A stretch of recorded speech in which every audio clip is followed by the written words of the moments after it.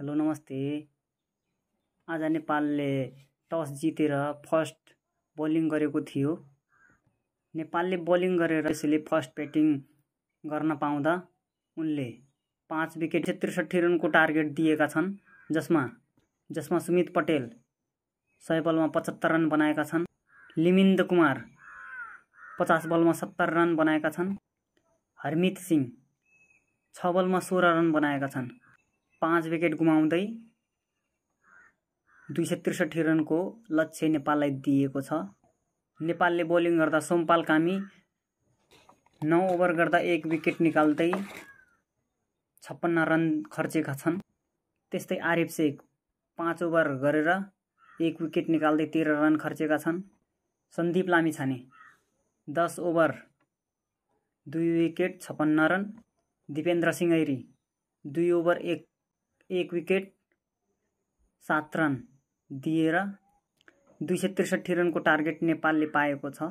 अब नेपालले एकदम धैर्यका साथ ब्याटिङ गर्नुपर्ने हुन्छ। आसिफ र कुशल भुर्तेल एकदम धैर्यका साथ पार्टनरसिप बिल्ड गर्दै र खेल्नुपर्छ।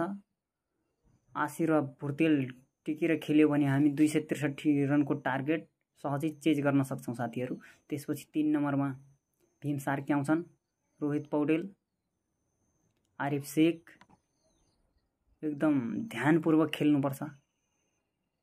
जसरी पनि 2 पोइन्ट ल्याउनुपर्छ हामीले। टप अर्डर हाम्रो एकदम सम्हालेर खेल्नुपर्छ, विकेट नगुमाउँदै। 70-80 रन पावर प्लेमा जोडेर आज नेपालले धेरै रन खर्च्यो के। सन्दीपले पनि 2 विकेट, अरु कसैले निकाल्न सकेन।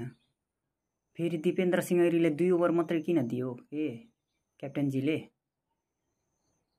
अझै चाँडै ल्याउनु पर्थ्यो दिपेन्द्र सिंह ऐरीलाई। उनले गर्थे 2 ओभर गर्दै 1 विकेट। मिडल अर्डरमा हाम्रो आरिफ शेख सम्हालेर खेल्नुपर्छ। त्यसपछि दिपेन्द्र सिंह ऐरी, कुलसन झा 7 नम्बरमा आएर ताबडतोड खेल्नुपर्छ। त्यसपछि सोमपाल कामी छन्, कर्ण केसी छन्। 9 नम्बरसम्म हाम्रो ब्याटिङ रहेको छ। सन्दीपले पनि अलिअलि ब्याटिङ गरिहाल्छन्। जसरी पनि हाम्रो 263 रनको टार्गेट चेज गर्नुपर्छ हामीले 50 ओभरमा।